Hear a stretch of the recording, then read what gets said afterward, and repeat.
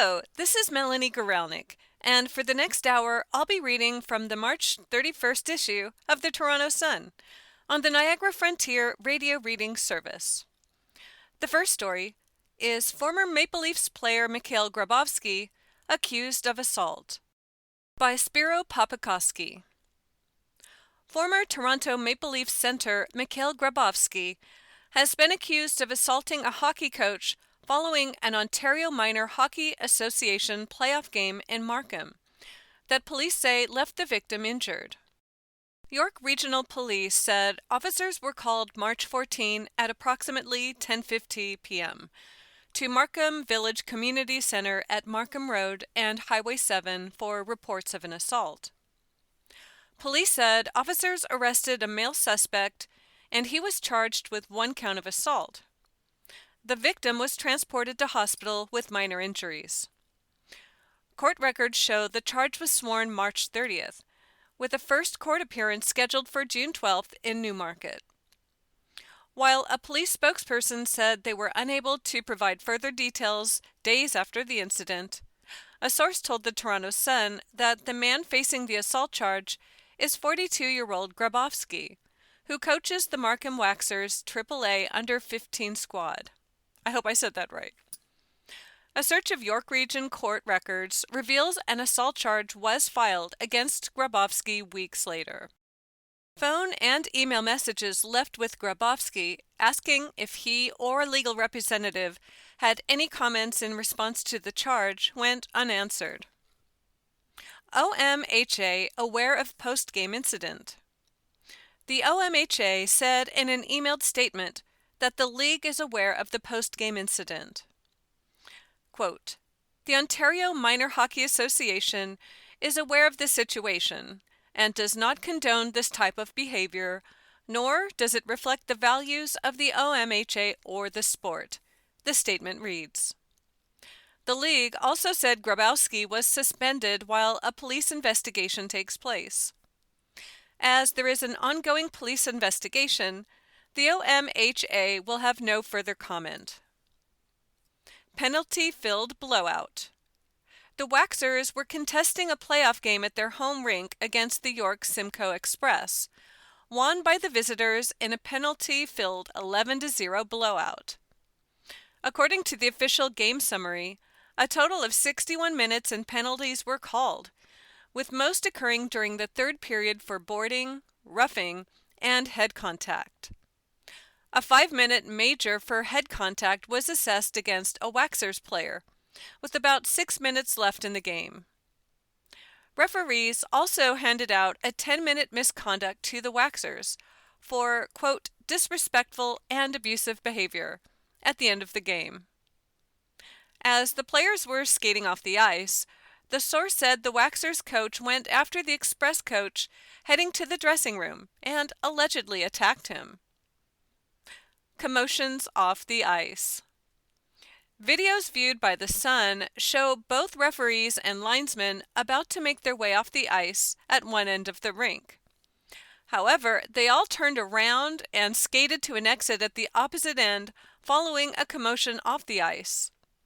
"You fucking coward!" A person off camera can be heard shouting in one video as people at the rink began to yell. The source said after the coaches were separated, death threats were allegedly made.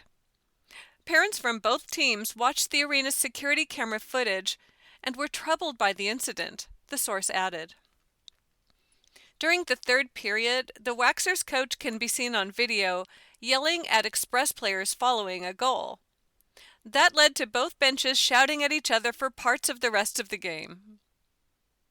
Expected back for next season. According to his biography on the Waxers team site, Grabovski served as head coach under the 14 and under-15 AAA squads and is expected to be back to coach the under-16 team next season.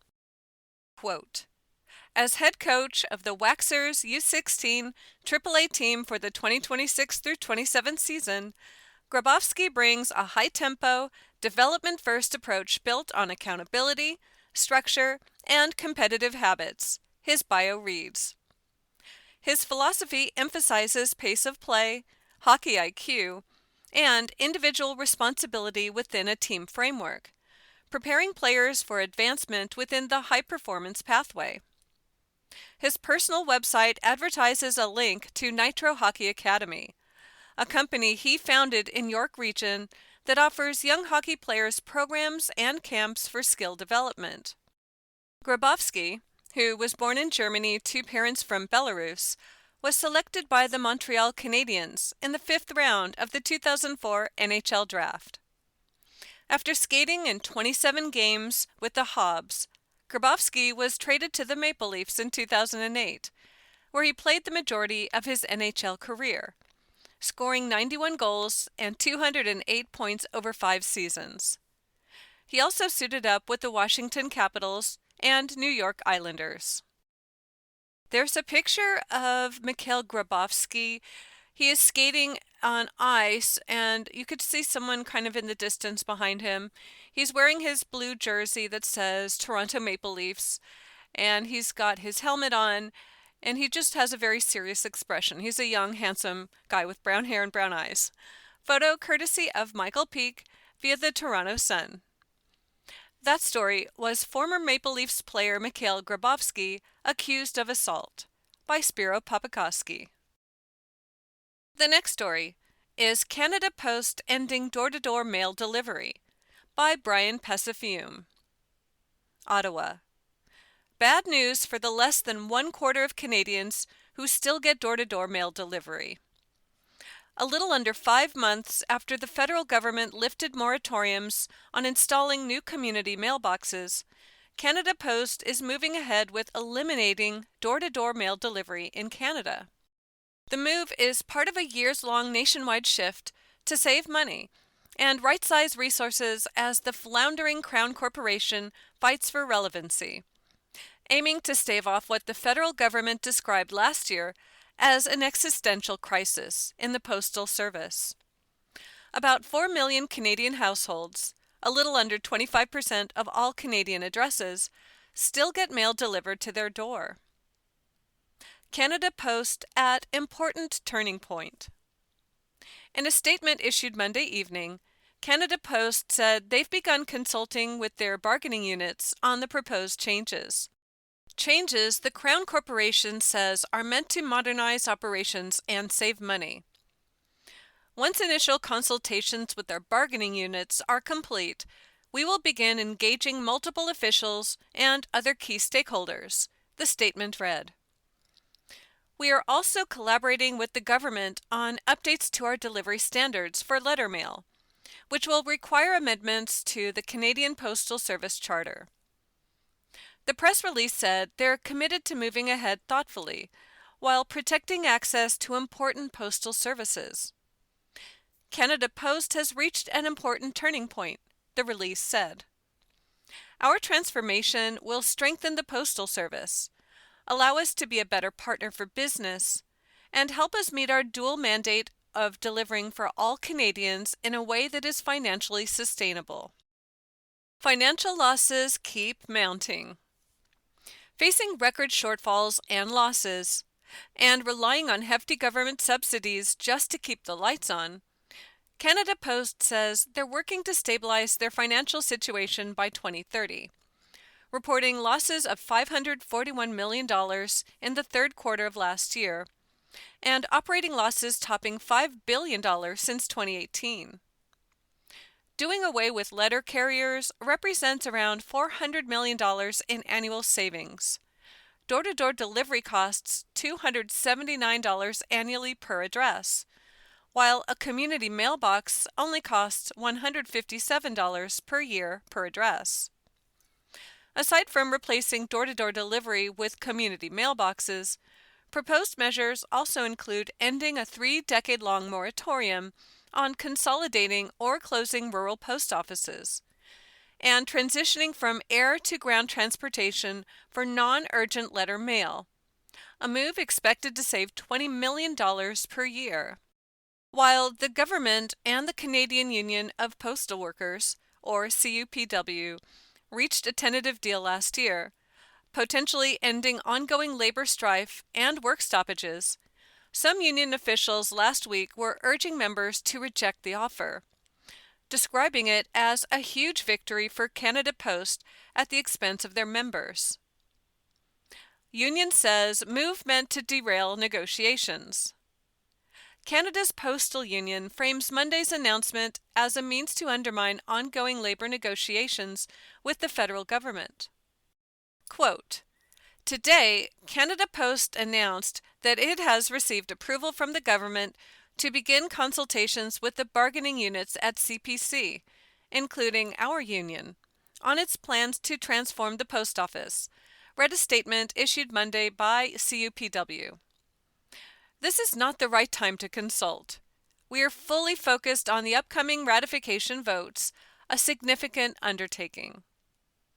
In September 2025, the federal government announced a number of measures meant to streamline Canada Post and adapt the service to reflect modern realities in which letterpost has largely been supplanted by email, and its parcel business challenged by non-postal entities such as couriers, and direct-to-home shipments by suppliers such as Amazon and AliExpress. "We will continue to fight back against cuts to the postal service," the union said. The government must not approve any changes to Canada Post or the Canadian Postal Service Charter without a full public mandate review that includes input from all stakeholders in every region of the country. There is a picture taken in Cornwall, Ontario. It is a fleet of the Canada Post vehicles. So it's all the mail trucks. They're all lined up in a row. And behind that is a large warehouse building. Photo courtesy of Shauna O'Neill via Cornwall Standard Freeholder. That story was Canada Post Ending Door-to-Door Mail Delivery by Brian Pasifiume. The next story is Tiger Woods pleads not guilty in DUI arrest, once trial by jury, by Dan Balicki. Tiger Woods has pleaded not guilty in his Florida DUI arrest, waiving his arraignment and demanding a trial by jury, Fox News reports. Woods not only admitted to being distracted before his rollover crash last week, but also had 2 opioid pills in his pocket at the time, according to police. In his arrest affidavit, which was obtained by TMZ and ESPN on Tuesday, police said that they found 2 loose white pills inside Woods' left pants pocket during a search after the crash. The pills were marked M367 and revealed to be hydrocodone, a powerful semi-synthetic opioid used to treat severe pain. During the investigation, Woods was asked if he takes any prescription medication, to which he replied, "I take a few." The 50-year-old golf legend also admitted that he had taken the medication earlier in the morning. A Martin County Sheriff deputy reported in the affidavit that Woods had bloodshot and glassy eyes and extremely dilated pupils. He also was lethargic and slow, and sweating profusely after the crash, the affidavit said. While the 15-time major champion agreed to take field sobriety tests, he appeared to be favoring an injured leg. He was wearing a compression sock over his right knee and was limping and stumbling to the right. Woods explained that it was due to his 7 back surgeries and more than 20 operations on his leg. What was Woods doing before the crash?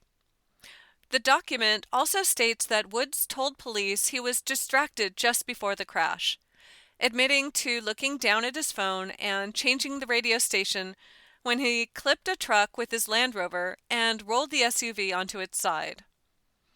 Woods told investigators that he didn't realize the truck in front of him had slowed down. Woods has been charged with DUI and property damage following the rollover in Jupiter, Florida last Friday. No one was injured in the incident. According to Martin County Sheriff John Budenseek, Woods was driving behind a pressure cleaning truck and the golfer attempted to pass the truck at a high speed and swerved to try to avoid a collision, but clipped the back end of the truck's trailer, pushing it to the side before rolling onto the driver's side of his Land Rover SUV. Why doesn't Tiger Woods have a driver? One of the big questions coming out of the incident is why Woods, given his history and financial means, doesn't have a personal driving service. People magazine reported on Sunday that the golfer has refused to hire a driver due to privacy concerns. An insider told the outlet that Woods doesn't want anyone to watch over him or know what he's doing, adding the golfer thinks he is fine to drive. There is a picture of Tiger Woods. It's actually his booking picture at the jail, and he's standing in front of a just plain gray wall. This is a real extreme close-up, so his eyes are really red and puffy. His whole face is kind of bloated, actually. He's got a little 5 o'clock shadow and just a very dead expression.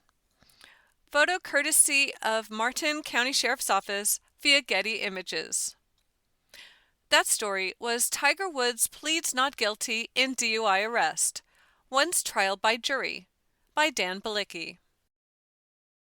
You are listening to a reading of articles and features from the Toronto Sun on the Niagara Frontier Radio Reading Service. The next story is Memo to Maple Leafs new hockey boss. Hope this team's core satisfies you, by Terry Koshman. The Maple Leafs' foundational pieces have been let off the hook. That's the word, foundational, that MLSE President and CEO Keith Pelley used numerous times on Tuesday afternoon to describe the Leafs' core. To clarify, Pelley, during a scrum with media following his news conference at Scotiabank Arena, identified those players as Captain Austin Matthews, William Nylander, John Tavares, and Matthew Knies. No mention of Morgan Rielly, though the longest-serving current Leafs player might have slipped Pelley's mind. If the Leafs somehow find a path to glory and win the Stanley Cup, Pelley thinks the way will be led by that group. The way that I look at it is that a rebuild is needed when you are starting from scratch, Pelley said. We all know that the Toronto Maple Leafs have foundational pieces in place. As a result, with those foundational pieces in place, if we're able to surround them with the right culture, with the right structure, with the right personnel both on and off the ice, then I would say that we would be in a retool, not a rebuild. Having said that, I will always wait for input from the new head of hockey operations.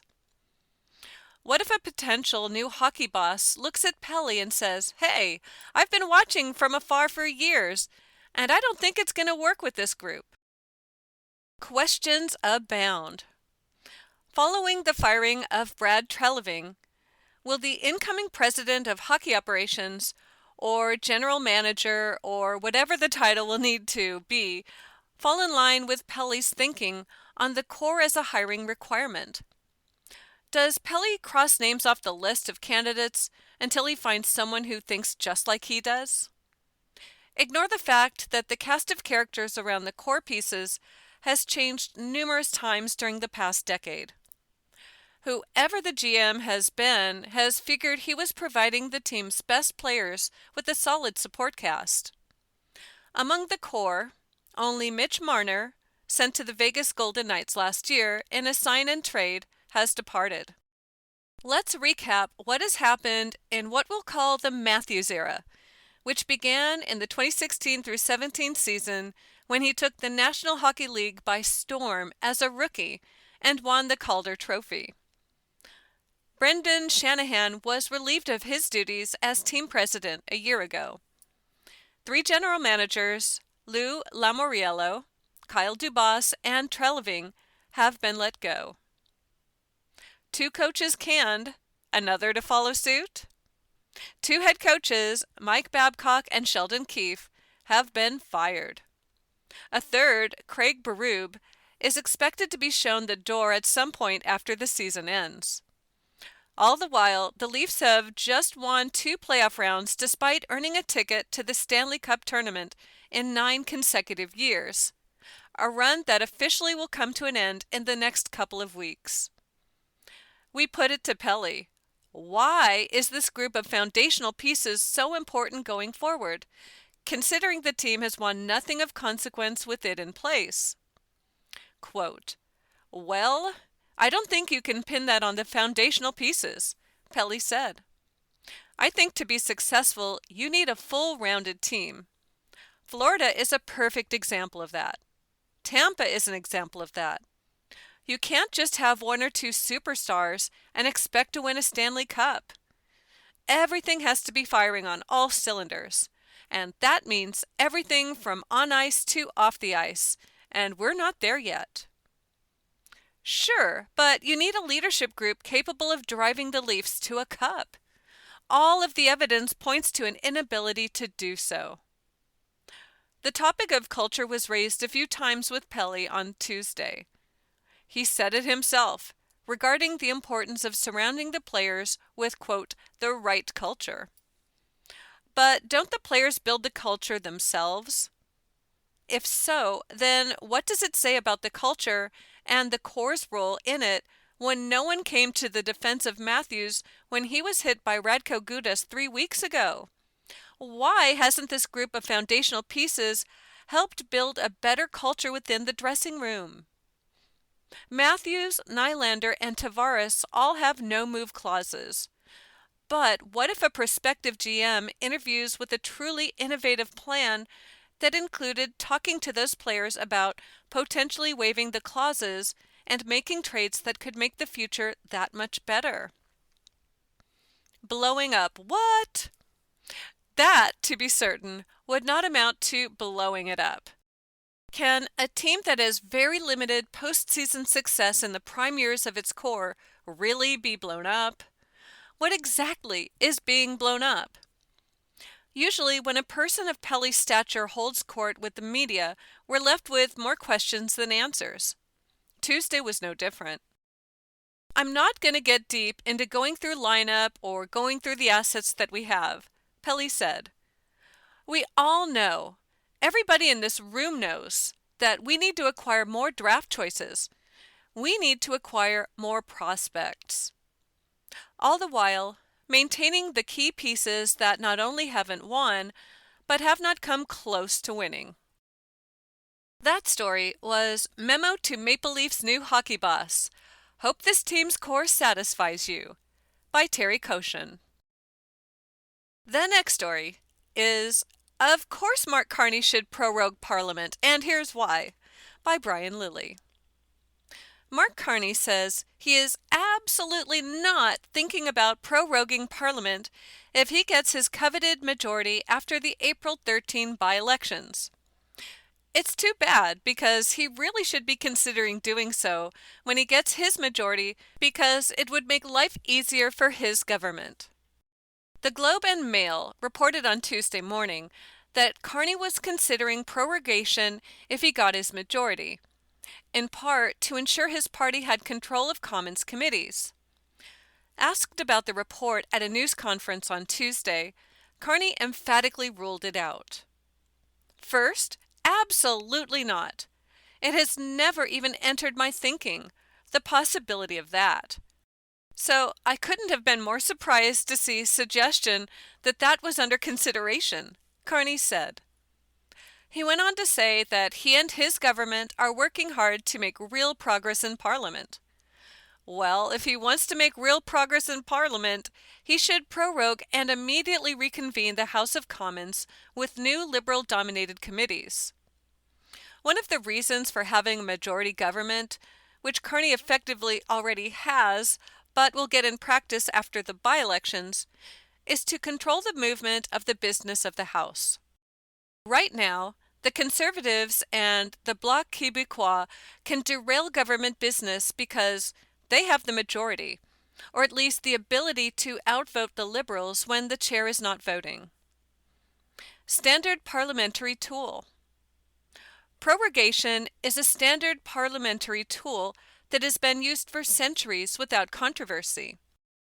In 2008, after then Prime Minister Stephen Harper and his Finance Minister Jim Flaherty presented their fall economic statement in late November, the opposition announced they would vote the government down.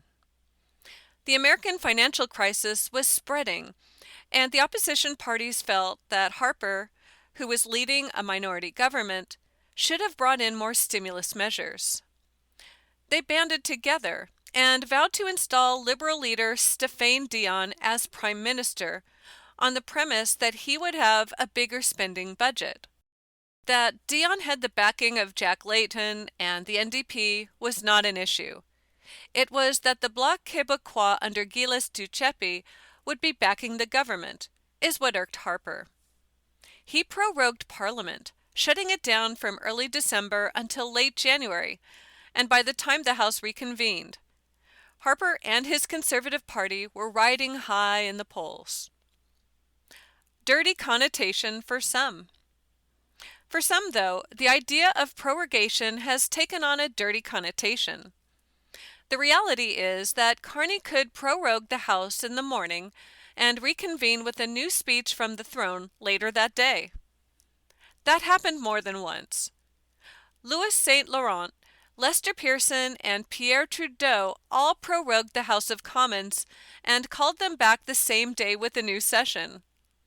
In 1991, then Prime Minister Brian Mulroney prorogued on May 12, 1991, and called the next session on May 13, 1991.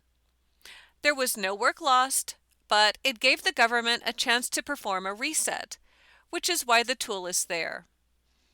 There are even ways to make it so that important government bills that are in the middle of their progress and would otherwise die on the order paper are put back in the same position that they were prior to prorogation. Either Mark Carney doesn't understand how Parliament works, which is quite possible, or as Shakespeare said in Hamlet, the lady doth protest too much. There is nothing wrong with prorogation, assuming he doesn't shut down the House for months. If he wins his majority, Carney absolutely should prorogue Parliament and rightly take control of the committees, which as PM of a majority government would be his right. It's what I would do. There is a picture of Prime Minister Mark Carney that was taken today, March 31st, and he is at a podium with a microphone and he is speaking. You could tell his mouth is kind of open, like he's talking. He's got one hand up in the air, emphasizing whatever he's saying. And it's actually quite a nice picture of him. There is kind of a dreamy feel around him with like pink and blue faded in the background. And it's a very attractive picture of him. His eyes are blue. His silver hair is very neat and orderly. Yeah, it's a nice picture. Photo by Sean Kilpatrick via the Canadian Press. That story was, Of Course Mark Carney Should Prorogue Parliament, and Here's Why, by Brian Lilly. Wow, okay, buckle up. The next story is Kristi Noem blindsided by report alleging her husband is living a double life, cross-dressing as a woman, by Ling Hui. Kristi Noem said she was blindsided by a scandalous report about her husband allegedly living a secret life, dressing in women's clothing and chatting with online fetish models. According to a Daily Mail report published Tuesday, Byron Noem took photos and exchanged messages with models in online fetish forums in the, quote, bimbofication scene. Okay, this is going to be hard to read with a straight face. Participants in the kinky community modify their bodies to resemble real-life Barbie dolls. The report published several photos of a man, whom it identified as Byron, dressed in pink hot pants and enormous fake breasts, made apparently of balloons.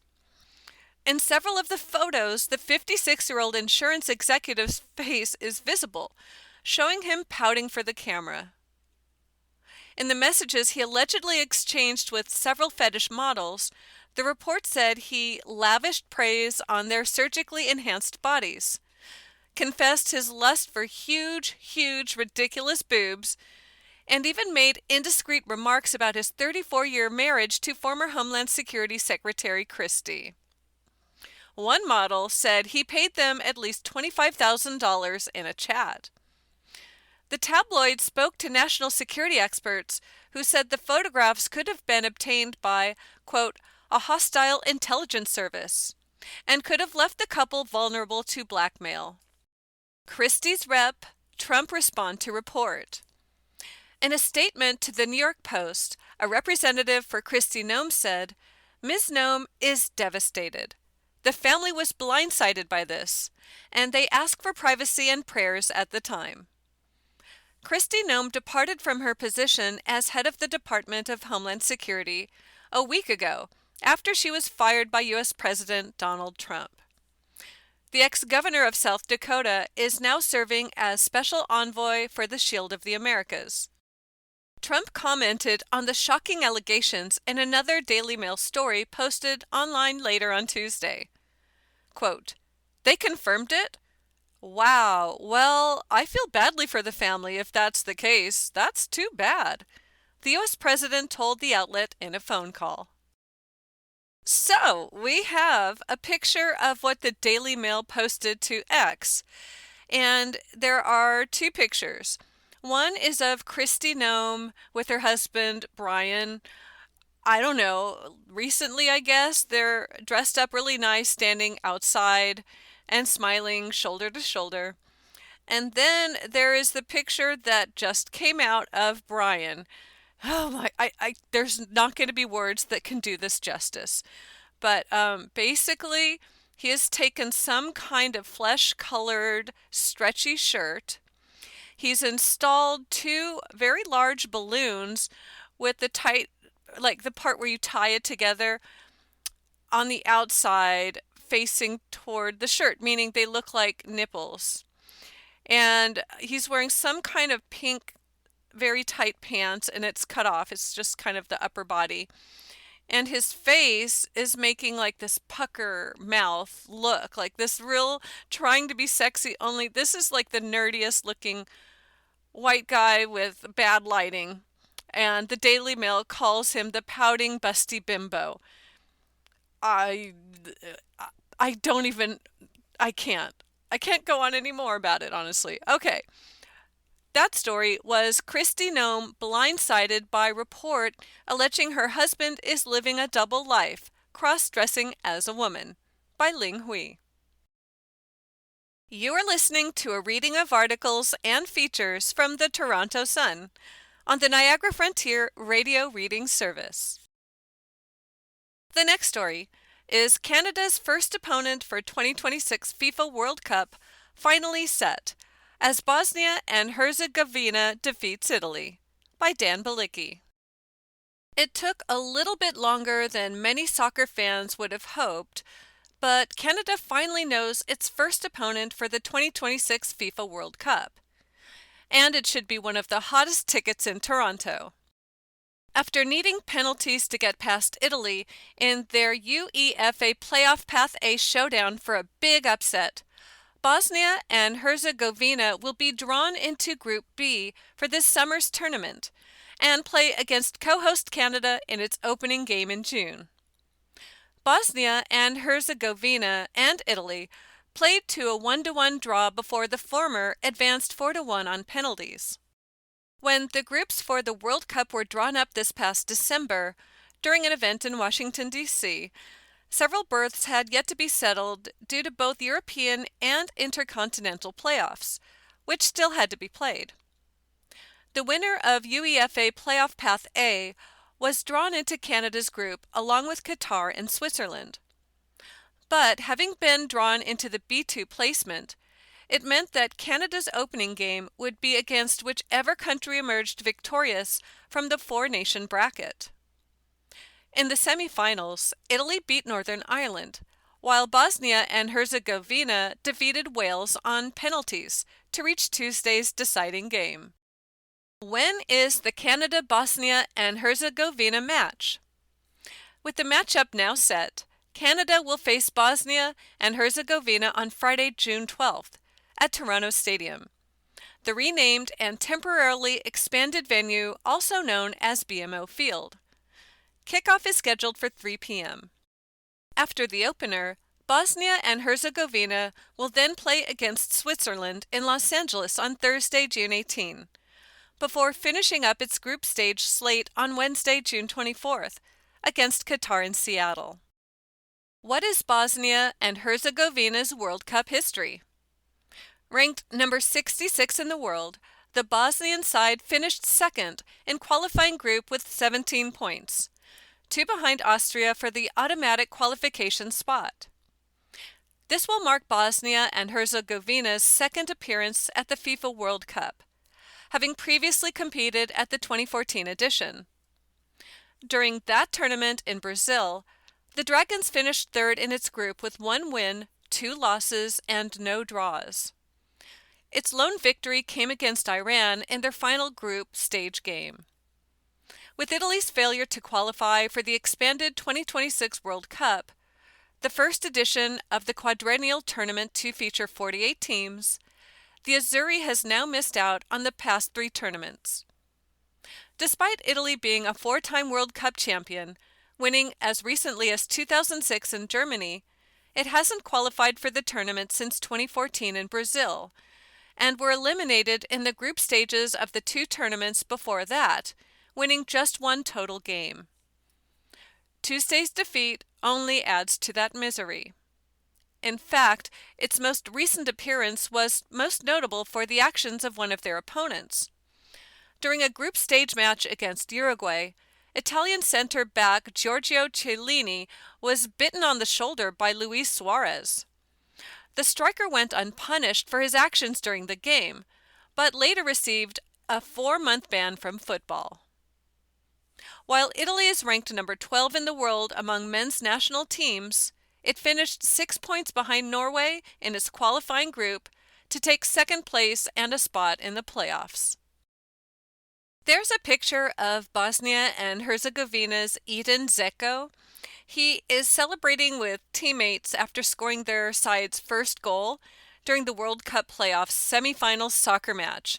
This is between Wales and Bosnia and Herzegovina. This was on Thursday, March 26. Okay, that's all the information about that picture.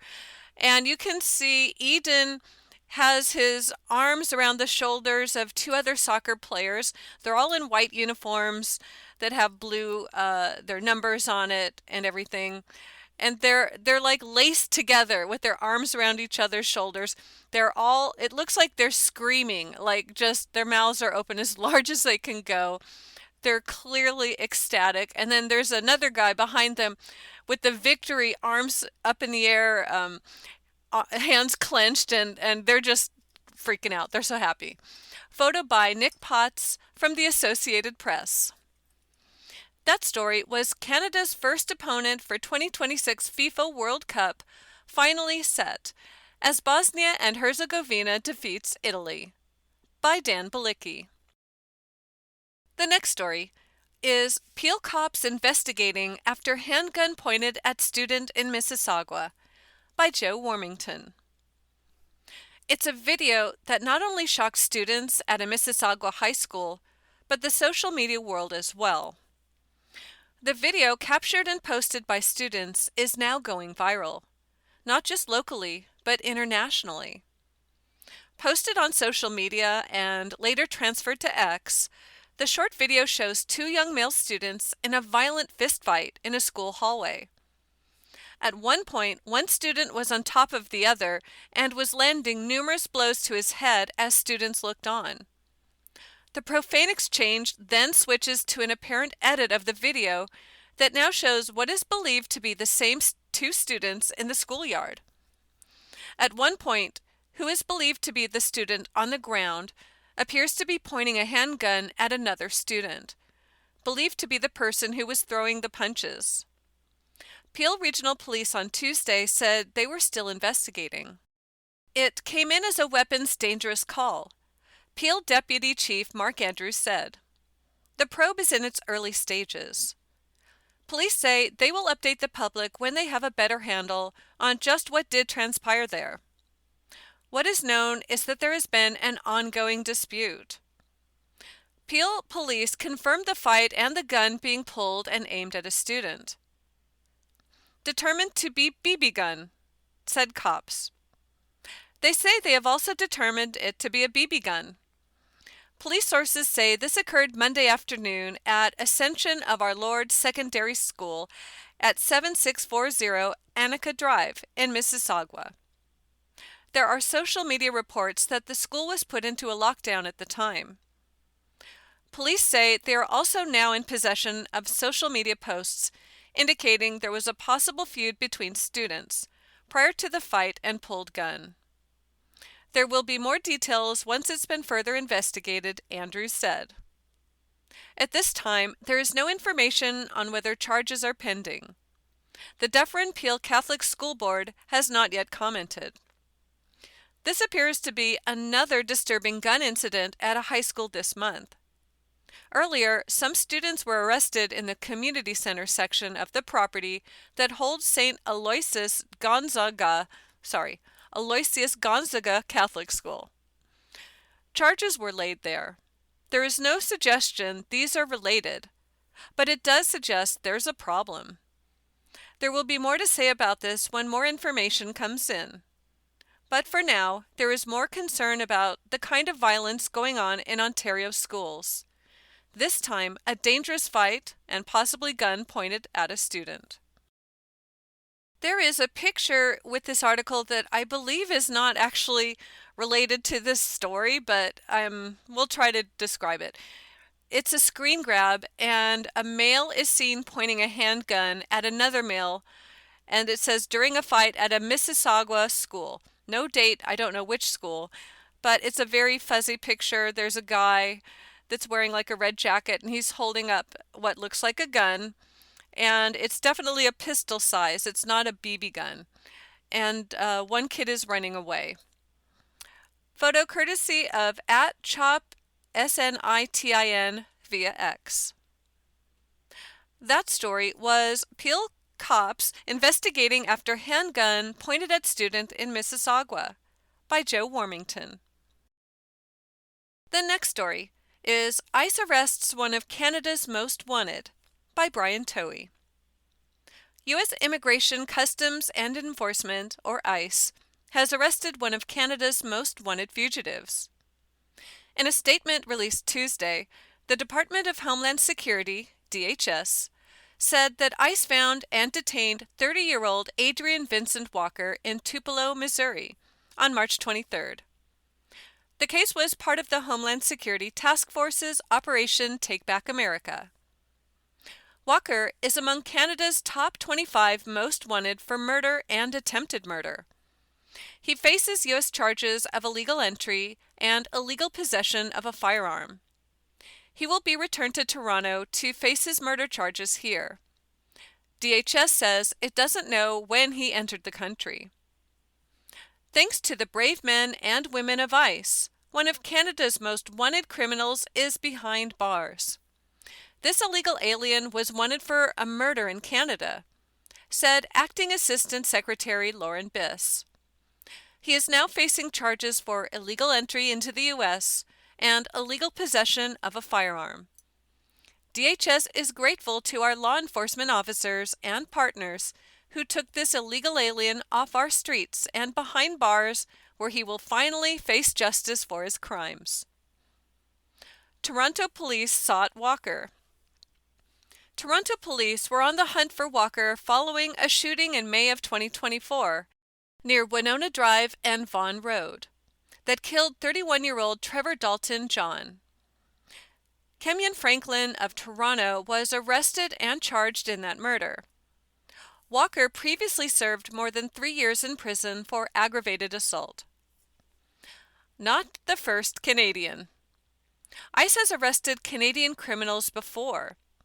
In 2019, it arrested and sent back to Canada Sebastian Rosales, a Canadian who entered the U.S. as a non-immigrant visitor and had a long criminal history there. He was arrested on drug charges near a New Jersey school in 2017, and then in 2018 following another ICE operation. He was finally sent back to Montreal the following year, where he was wanted on a narcotics conviction. There is a booking picture of Adrian Walker I don't know why they did this, but it's such an extreme close-up. You don't even see much above his eyebrows. You don't even see the bottom of his chin.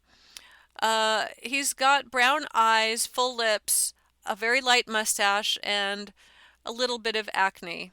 And he's totally expressionless. Photo courtesy of U.S. Immigration Customs and Enforcement, or ICE. That story was ICE Arrests One of Canada's Most Wanted by Brian Towey. You are listening to a reading of articles and features from the Toronto Sun on the Niagara Frontier Radio Reading Service. The next story is TC Energy CEO Francois Poirier calls for an ambitious Canada by Brian Lilly. Francois Poirier stood at the Chateau Laurier in Ottawa on Tuesday and called for Canadians to reclaim their culture of ambition. Poirier is the CEO of TC Energy, the company that used to be known as TransCanada Pipeline, which was formed back in 1951 after meetings in that very same hotel. Poirier is a cheerleader for Canada's economy, and especially its oil and gas sector, even as his company puts more money into projects in the United States. It's something he addressed head-on at the start of his speech. Quote, "Someone pointed out, geez, you're investing all your capital in the United States. Your business in the U.S. is your largest now, and it's growing the fastest. So why are you here?" Poirier said. "Why am I here? Because I'm a proud Canadian." Oil and gas CEO wants Canada to reclaim our ambition. Poirier, who hails from Ottawa but has spent the last 12 years living in Calgary as part of the TC Energy leadership team, said that recent geopolitical events have expanded Canada's opportunity to lead. So today, I want to share with you a path that brings Canada from ambition to results, so this country can secure prosperity for future generations, he said. It would have been easy for an energy CEO to dump all over a Liberal government, even one led by Mark Carney. Earlier that day, Carney had confirmed that he won't meet the April 1 deadline that he had agreed to with Alberta Premier Danielle Smith about moving forward on a pipeline to the Pacific Coast. Liberals have not been good to Poirier's industry over the last decade, but he wasn't there to chastise. He was there to encourage. The unassuming energy CEO told the Ottawa business and political audience that by embracing the oil and gas industry, Canada could be a leading economy in just a few years. Canada could be a world economic leader. With political will, a renewed culture of ambition, and a streamlined regulatory framework designed to deliver outcomes, Canada can have the fastest growing GDP in the G7 by lifting real GDP growth to over 2% per year by 2030, Poirier said. What does that look like? He pointed out that in 2021, Canada had more than 320,000 regulations, a 37% from 2006. I think that's a typo. I think they mean up 37%. This type of red tape slows down projects with no discernible benefit for the companies or citizens. To build more, Canada must, quite simply, make it easier to build, Poirier said. That we have not done. Poirier calls on Carney to get ambitious. While Poirier was careful not to criticize the Carney government or the Major Projects Office, which is supposed to be approving major infrastructure projects, it's all clearly a failure. More than a year into Carney's being PM, we aren't moving forward on any projects that weren't already far along in the pipeline. He specifically pointed to LNG, liquefied natural gas, as a real benefit to Canada's economy. Poirier pointed out that just over a decade ago, neither the United States nor Canada had LNG export facilities, and now they have 8, and we have 1, despite more than a dozen proposed projects falling by the wayside. If Canada became the #1 LNG exporter to Asia, it could add $75 billion to GDP each year. That's more than a 2% increase to today's GDP, Poirier said. That would be a big boost to the Canadian economy. That would be a game changer for an economy struggling against tariffs and a changing global trading order. It should have happened already, but Carney is afraid of the Green portion of the Liberal caucus and feels some kinship with them. They want to keep oil and gas in the ground. Our economic success depends on doing the opposite. Generational success will depend on our ability to execute, not by our ability to follow process, Poirier said. Let's see if Carney will actually listen to a real business figure in Canada who would like to invest more here, would like to employ more people here, but is just waiting for the government to do the right thing. That story was TC Energy CEO François Poirier calls for an ambitious Canada by Brian Lilly. The next story is Does Charlie Kirk Bullet Match Rifle? Defense Lawyers Seek Trial Delay by Brian Toey. Does the bullet match? Defense lawyers say maybe not. Lawyers defending the man accused of fatally shooting conservative pundit Charlie Kirk last September want to delay the trial by a minimum of 6 months to review DNA evidence on the weapon allegedly used to kill him, NBC reported. Attorneys for Tyler Robinson have asked Utah Judge Tony Graff to delay a preliminary hearing in May, saying they need more time to analyze the evidence that could make a major contribution to his defense. The legal team is waiting for DNA evidence related to the gun allegedly used in the shooting. Investigators found a vintage German bolt-action rifle, built for use in both World Wars, in a wooded area near the scene of the murder. The rifle is so old that it may have been brought into the U.S. before laws were passed in the 1960s that require guns to have a serial number to trace them. Lawyers for the prosecution say DNA connects Robinson to the murder, and they have enough to go ahead with the trial.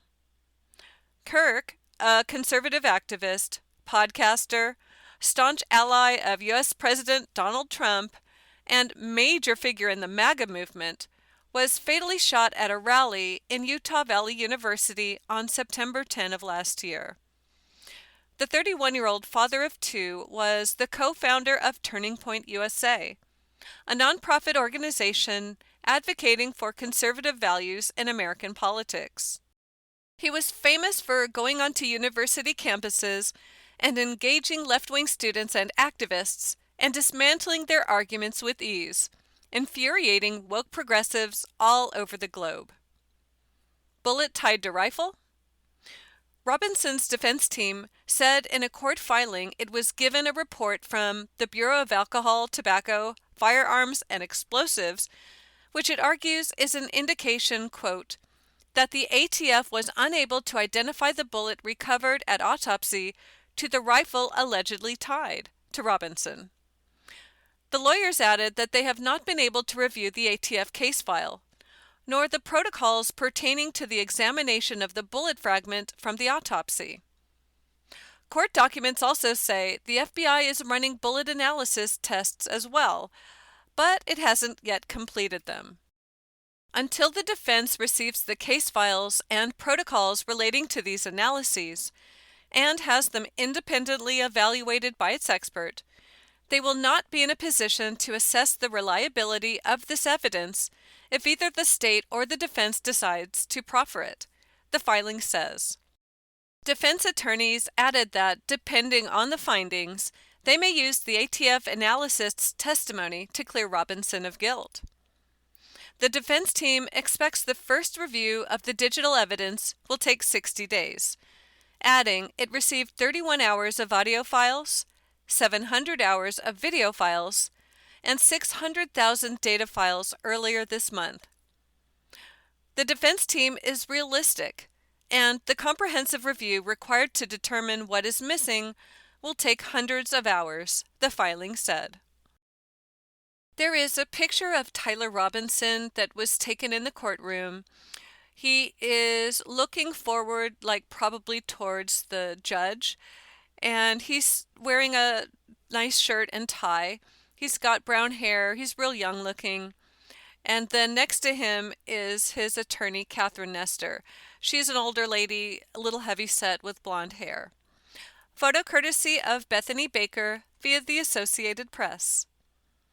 That story was Does Charlie Kirk Bullet Match Rifle? Defense Lawyers Seek Trial Delay by Brian Toey. The next story is Just for Laughs founder Gilbert Rozon ordered to pay $880,000 to 8 women by Paul Cherry and Leora Schertzer. A Quebec Superior Court judge decided in favor of 8 of the 9 women who were suing Just for Laughs founder Gilbert Rozon for sexual abuse, but awarded the plaintiffs much less than they were seeking. In a 447-page decision delivered on Tuesday, Justice Chantal Tremblay ordered Rozon to pay the 8 women a total of more than $880,000. The 9 women who sued Rozon were seeking a total of nearly $14 million. The judge included a summary of the civil case's evolution from the fall of 2017, when, as part of the #MeToo movement, more than a dozen complaints were filed with the Montreal police against Mr. Rozon. Only one was retained, leading to charges of rape and indecent assault. Following a trial, Mr. Rozon was acquitted. In 2021 and 2022, 9 women, the plaintiffs, filed individual civil suits against Mr. Rozon for sexual assault, touching and/or harassment that occurred between 1980 and 1994, seeking a total of nearly $14 million. These suits were consolidated for trial. The judge also summarized Rozon's defense as follows, quote, "In his view, the plaintiffs are lying or have fabricated a reality that they have come to believe. Furthermore, he claims that some of the plaintiffs' accounts have been distorted due to their interactions or information disseminated in the media. In other words, he maintains that there has been a contamination of the evidence," Tremblay wrote. He also claims to have become the scapegoat of the #MeToo movement. That's all the time we have for this story, which was Just for Laughs founder Gilbert Rozon ordered to pay $880,000 to 8 women by Paul Cherry and Leora Schertzer. You've been listening to a reading of articles and features from the March 31 edition of the Toronto Sun. Your reader has been Melanie Guralnick. Thank you for listening.